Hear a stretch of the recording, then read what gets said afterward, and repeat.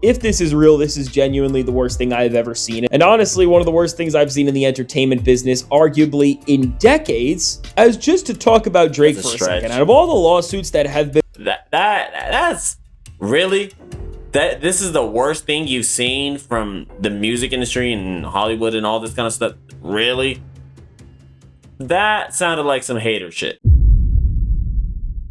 Why Drake just got hit with the worst federal lawsuit and is forever fucked, made by Fantastic Hip Hop. If you guys don't know, Drake just got hit with a lawsuit, a Rico case, which is a very severe federal crime. So the fact that Drake has this after all the years of people saying that he's a fake gangster, I wonder if this kind of solidifies him. So let's see what happened. Happy New Year, happy 2026, and Happy now New Year to too. welcome us to the new year. The universe is just making things way too easy right now, as on New Year's Day and welcoming us into 2026, when it comes to Drake, we found out that he is not just getting sued again, but well, his lyrics have come to life as he got hit with the Rico, and Adin Ross, Akademiks, and some others are getting hit alongside him as well. And now, before we go any further into this, well, if you're ready to see how the Drake Rico is one of the worst things that we have seen, honestly, in the entire streaming era of music, well, because this is Drake, be sure to smile, leave a like, sit back and relax, or stand up and jump around and do your thing. Because with the paperwork that Drake has been handed and with what they are exposing, well, this isn't just a one-off thing or an isolated escapade that is accusing Drake of one and one thing only. Really? But with this suit being a federal Rico case, well, it's absolutely terrible for the people involved. What I want to know is what federal government? Canada or the US? Because he is technically a Canadian. I mean, not even technically, he is a Canadian. So, is he running with the Toronto gangsters or is this like some American stuff? And yeah, I kind of wondered when did this start because he didn't come into the game with any gang affiliations. The most you could say is like Young Money, Cash Money, like that. To those people who were affiliated with gangs. So this is kind of like a older person getting affiliated with this stuff, unless he's the head. Maybe it's a Rico in a different type of way. Maybe, I mean, he was affiliated with Stake, the gambling company. I know there's some like gambling mobs out there, so maybe that case, like whatever happened with the NBA, maybe he's a part of that. As it's connecting a pipeline of atrocities to showcase how with the so-called most streamed rapper and the guy who runs up the numbers supposedly, well, if he's still thinking about dropping that Iceman album, he really should rename it to the Botman album, because with what we are finding out about how fraudulent everything Drake has ever done may be, well, ultimately, when you see how Drake working with Stake has been a pyramid scheme to inflate his streaming catalog, and yes, that is what this Rico is over, and that's really only scratching the surface. Well, when you just look into this, you are going to see how with every single... Wait, so one of the payouts or one of the benefits he gets for promoting Stake, the gambling company, is they inflate his streaming numbers like artificially with bots? That's crazy. It's crazy and it's not crazy. Well, actually, it's really crazy because how long has this been going on for? Not just him being affiliated with Stake. I'm talking about just the botting of his streams. Because I'm sure that all musicians, especially that are signed to big record labels, probably bought their music, bought their streaming numbers. But Drake has been consistently in the top 3 most streamed artists, especially hip-hop artists, for the past decade, it feels like. So has he been doing this even prior to the whole Kendrick beef or the Kendrick rap battle? And if he's still continuing to do it, then maybe he really did get hit by the Kendrick beef. Maybe his streaming and his listening numbers did decline to a very steep level, but we just haven't noticed because he or his team or whoever is Stake bought so many streams that you can't tell. It seems like the same old Drake numbers, like nothing even happened. That's crazy. claim about bots, playing the system, being an industry plant, and everything else in between that Drake and his people have tried to say about Kendrick Lamar, well, and what's even crazier about this is that I don't think this was just some out of the blue thing. You know, a lot of people say when you enter the music industry, you don't get to leave just scot-free when you're a big artist. They somehow, some way come back to get you, and you're gonna leave missing a limb or two, right? I mean, with Michael Jackson, the rumor is that they killed him because he owns so much of the publishing out there. Prince and all these other people, obviously they have their own demons to fight, whether that's like the Illuminati theories or whatever out the case. But the music industry seems like a very gruesome battlefield. Like Drake, he feels like Kendrick Lamar and Universal and all these other record label executives, they like boosted him up to take his spot as being the number one rapper. So he retaliated by filing a lawsuit against them. It got declined, and now this is like their hit back. Like, oh, you thought we were just gonna let you walk away and go to your little Toronto mansion? Nah, we're gonna hit you hard, buddy. Like, shit. It's all just been an absolute deflection and a reflection of their own guilt and their own strategies to just manipulate the system for as long as they did. Which, on that note, let's not waste any more time and let's jump into what this thing is exactly saying. Which, just to preface this, if this is what's happening for Drake on day 1 of 2026, how bad are things gonna look on day 365? As of right now, for the Cupcake Karen, this may genuinely be the worst music lawsuit of all time, and we are just going to dive into every single important detail, which was all best said by sports and sports gambling attorney Daniel Wallish, who well reported this. The last gambling lawsuit of 2025 is a doozy. A federal Rico class action versus Stake and rapper Drake for promoting an illegal online gambling site under the guise of a fake sweepstakes. Drake is accused of using the platform to artificially inflate play counts of his music. Drake, Ross, and the third guy named here is the guy who runs pages like Akademiks TV, have also made use of Stake to directly transfer money between and among themselves using Stake's tipping program, which is an unlimited and wholly unregulated money transmitter that appears to exist outside the oversight of any. This is what I will say about that. I 100% do not co-sign.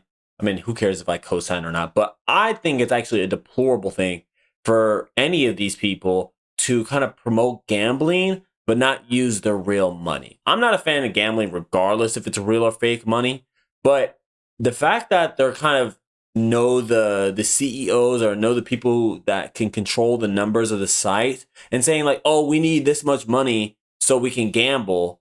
Well, what's to say that you're also not telling them to give you better percentages of winning, making the site seem more like lucky, but really it's like a scam. Because when an average Joe or a regular person goes to sign up this gambling site because of Drake or Adin Ross or Akademiks, and they're getting hit with zeros and they're not getting anything. They just got scammed. That does seem like, pulling the wool under your eyes. That does seem, in my eyes, I would deem that is to be an illegal act, or at least an immoral act, I guess you could say. And if that's how he's kind of using that stuff to promote his music, it's just a bad spiral web of events. Because, and if it's true, if Drake did this, then he's a piece of shit. Like, there are so many people who suffer and who are lives are ruined because of gambling.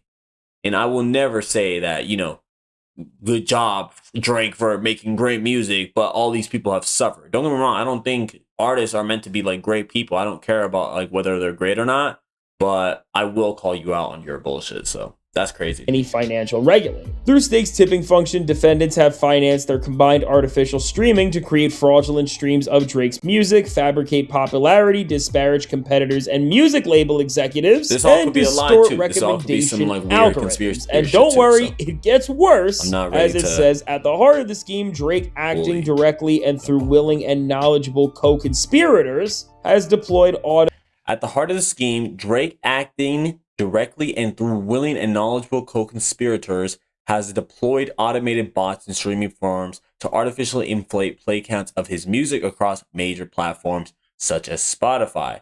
So basically, this Rico, at least this summary right now, is accusing Drake of doing the same thing that Drake was accusing Universal doing for Kendrick. Which I guess this should also be thrown out if that's the main thing they're gonna like harp on. If the thing they're gonna harp on is the gambling side of things, then this is a different case compared to the Kendrick and Universal lawsuit.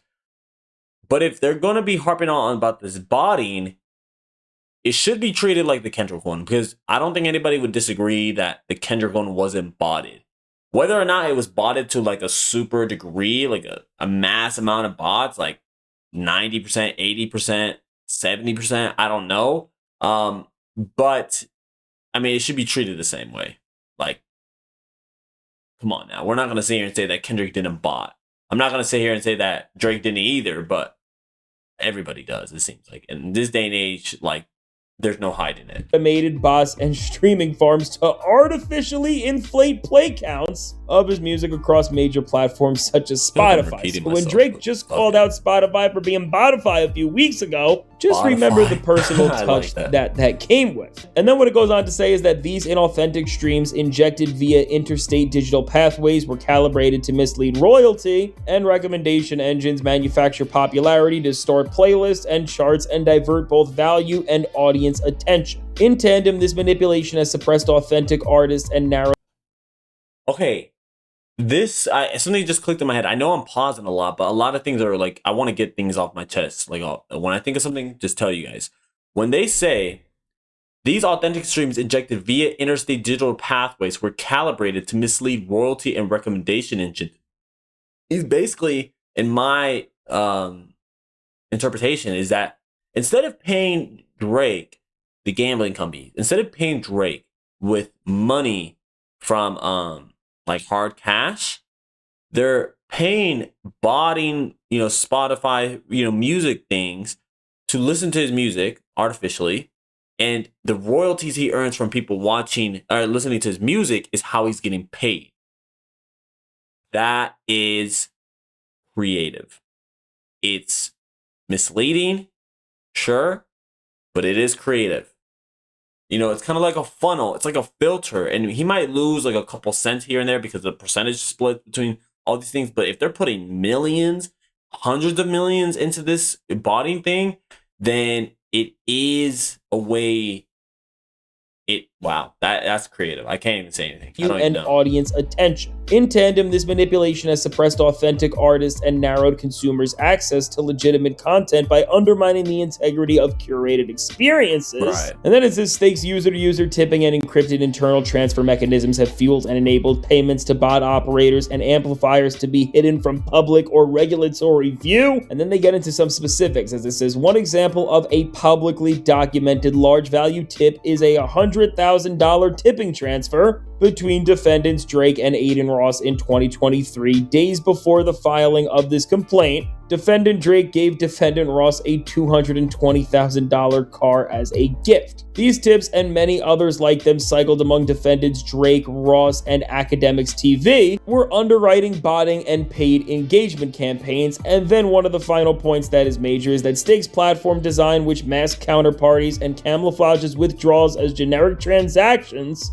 well, it's ultimately just allowed for them to continue to exploit these illicit ways of doing business and just frauding every single person but their lame old circle. And now with this, I mean, out of all of the music lawsuits we have ever seen, and specifically with that and artists, what they are actually doing to impact the industry at large, if this is real, this is genuinely the worst thing I've ever seen. And honestly, one of the worst things I've seen in the entertainment business, arguably in decades. As just to talk about Drake for a second, out of all the lawsuits that have been... That's really... This is the worst thing you've seen from the music industry and Hollywood and all this kind of stuff? Really?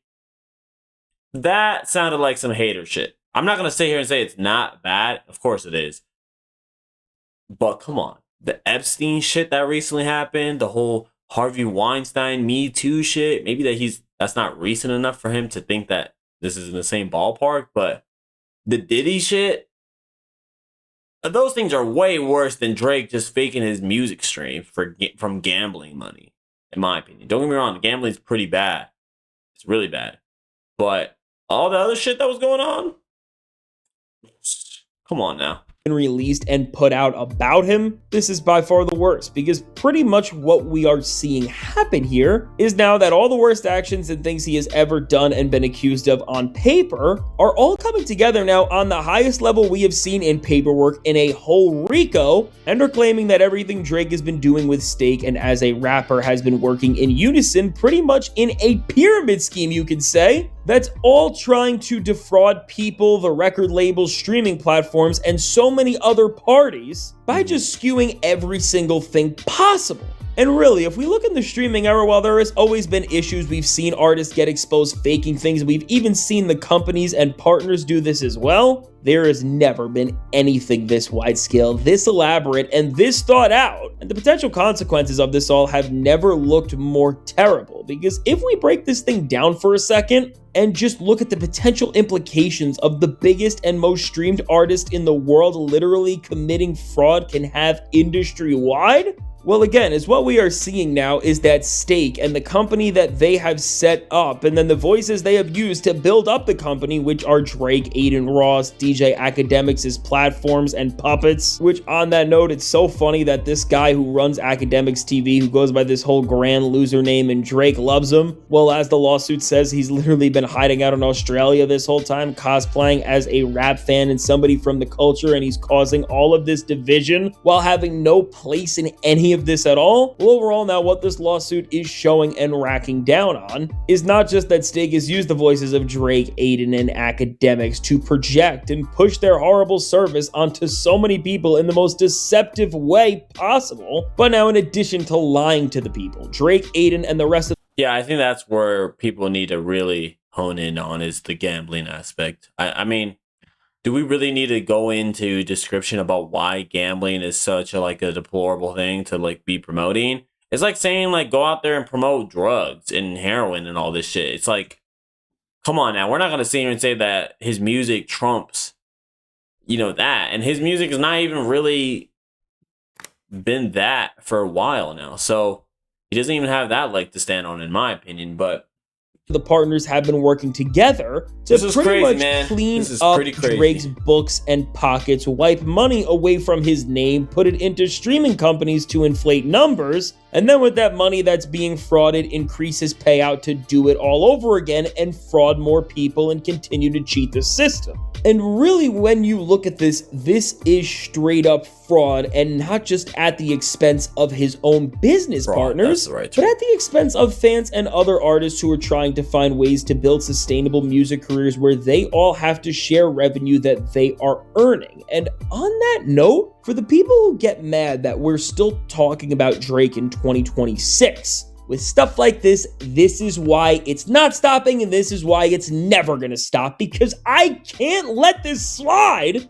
because this is actively deterring and moving people away from even trying to make music or want to explore the culture at all. And when we talk about hip-hop stagnating, and even the compound effects of what caused that, which a lot of it is rappers pushing away from music because they weren't making enough or gaining enough, and well, they just became bored and did other things, which is having less people come into rap or want to try to actually make music than ever. Well, that's a different story. There's a lot at play that comes with people not wanting to make music as much as they used to in prior days, or rap not being as lucrative as it used to be. There's a lot that comes into play. I don't know if Drake botting his streams and gambling ties is that much of a contributor to that movement, but it does play a part. A lot of people who do get into rap just want fame and clout, all those kind of fame and riches. I wouldn't say they're artists first. They're clout chasers first, or businessmen first, and then artists maybe second. Artists is just the way they think it will be easiest for them to get to that stage in life, and then they'll transfer it and move on to something else, and then you'll never see them again, or they'll fall off and they'll just use all that money they gain from that little moment of time and put it into businesses and real estate and just live rich off of that for a while. or they'll go broke, whichever one comes first. And that I think is more of the contributor. And social media is a play. You know, people want to be social media content creators more than they used to, more than they want to be rappers nowadays. Because rappers, there's not much to them. You know, we're exposed to so much of personalities nowadays that a lot of people like start getting these parasocial kind of like attachment to the certain content creators. Like back in the day, parasocial relationships with rappers or artists was very far and few between. If anything, it was mostly the most popular artists who were getting those type of experiences. But your average rapper, maybe like a B tier rapper, C tier rapper, stuff like that, they weren't getting like parasocial stalkers and stuff like that. And if it was maybe like one or two. It wasn't that enough to like inflate your ego that much. So yeah, it's like a lot of movement. Like T Grizzly is a good example of that. T Grizzly, guy from the hood, he had a hard, upbringing. He found success making music.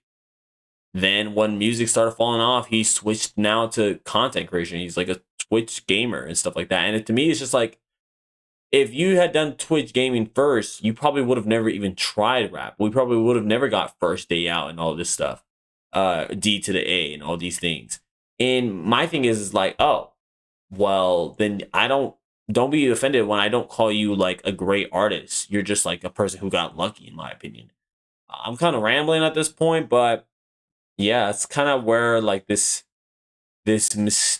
like environment, this type of like culture, this type of like actions kind of create in music, music communities, music, fan bases. And it's just like, I wish we can go back to the times where people just made good music because they want to be, they want to make great art. And then that lives on for the less time. Like even right here on my desk, I had Dark Side of the Moon. And Dark Side of the Moon has a song on here called Money. Money is like a bigger evil, in my opinion, towards like what these people are going after than a lot of the,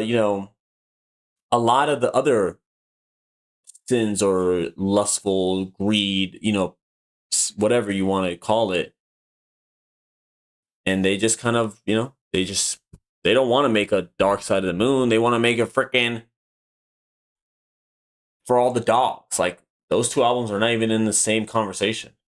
Well, when one guy is running up the numbers and is the most streamed artist in the world and it's not close, and for reference, all of the artists with these streaming platforms have to split up the revenue based on who was streamed the most, and then everybody gets a cut of the total. When Drake is making all of this money because he's literally committing fraud and most artists can't make a thing. When you look at it like that, it's no surprise why a lot of music has stagnated the way it has. And now with that said, when we just look further into the musical sin that we are seeing here, and honestly just one of the worst business practices I have ever seen as well, which on that note, for all the people who keep trying to say that Drake isn't having financial issues, Drake is a billionaire and all these other lies about him, just stop, because no competent billionaire in rap and in the entertainment space would ever do something this dumb. Well, overall, when you look at how Drake is using this gambling company to commit fraud in every sense of the word, you do.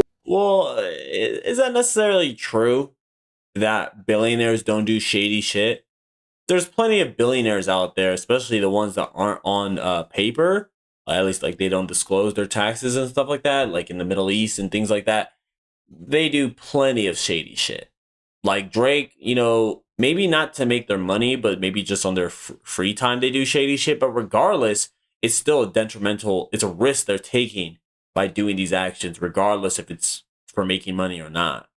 So I'm not going to sit here and say that Drake is not a billionaire, which I don't really care if he is or not, but like he could be a billionaire and still do shady shit. There's plenty of that. Like, come on now. Like the president, the president's a billionaire. He did shady shit. Come on. You have to wonder, when it comes to the whole conversation we've been having about the value of Drake's catalog, what he received from his label, what he's worth, and everything there.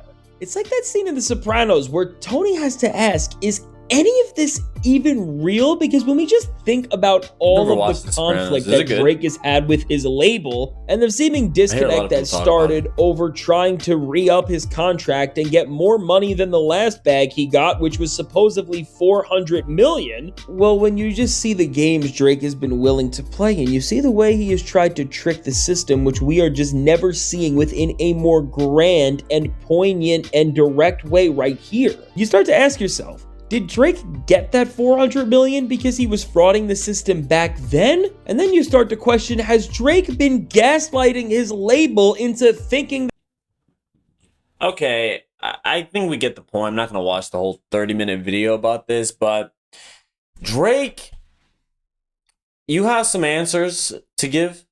You need some answer some questions, because it's just why. Maybe not why is not the right answer. It's obviously there's a lot of benefits to being seen as the #1 rapper, #1 streamed artist, all these kind of things. It's kind of just more like, when do you stop? When do you just retire? When do you just focus on music? When is enough? You know, when is enough money a month? You know, enough? Like, why do you need to move at this level? Like, for how long? Like, I'm sure there's people who warned you. I'm sure there's people who told you you won't be at the top forever. So why couldn't you just be satisfied for how long it was? Why couldn't you just gracefully leave? This is one of the things I remember him saying a couple years ago, is that he didn't want to be one of those rappers who outstayed their welcome, in terms of like they didn't know when to leave it up to the new age, leave it up to the next generation. Like, just not move on, but just kind of like go on to do other things in life other than just make rap music for, you know, people who are half your age and you trying to seem like you're the same age as them. I'm not saying that, you know, he can't do a good job of that, but maybe don't make it your main priority, and then you won't end up in things like this. Maybe start focusing on things that you feel like are going to matter for the long term. Your son, your family, your friends, even businesses outside of rap. Like, there's a lot of things that you can explore that will give you the same fulfillment as rap. Like, you already have the name. You don't need to chase anything. There's nothing else for you to really chase that you don't know what it feels like. You've experienced a lot of things in this world. So I'm not going to sit here and give advice. Oh my gosh, I almost gave a freaking therapy session to Drake real quickly, as if I'm a therapist. But my thing is that if you're guilty of that shit, then, you know, do the time. Do the crime, do the time kind of thing. So you guys let me know. Do you guys think Drake's guilty? What do you think about Adin Ross and Akademiks? All these people bodying his music to, you know, explore. Do you think Drake has fallen off? Let me know what you guys think about it in the comment section down below. Leave a like, comment down below, and subscribe.